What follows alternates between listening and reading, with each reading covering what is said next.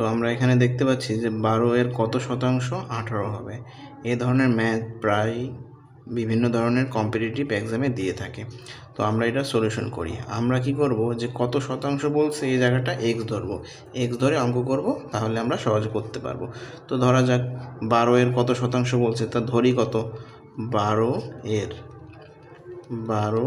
এর এক্স শতাংশ, তার মানে এক্স পার্সেন্ট। এই শতাংশ বলতে কি পার্সেন্ট। 12 এর এক্স পার্সেন্ট সমান সমান কত বলছে 18, তো ধরে ফেলি 18।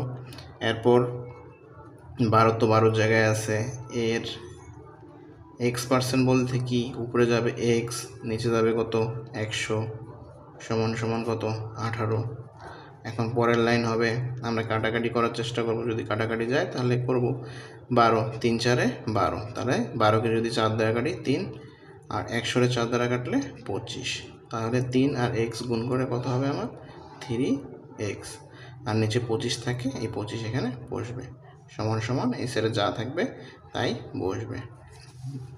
এখন কি হবে, 25 এই সাইডে কি ভাগ অবস্থায় আছে, তাহলে আমরা 3xটা লিখবো। 25 যেহেতু এখানে ভাগ অবস্থায় আছে, আমরা কি ওই সাইডে 18-র সাথে গুণ করে দেবো 25কে।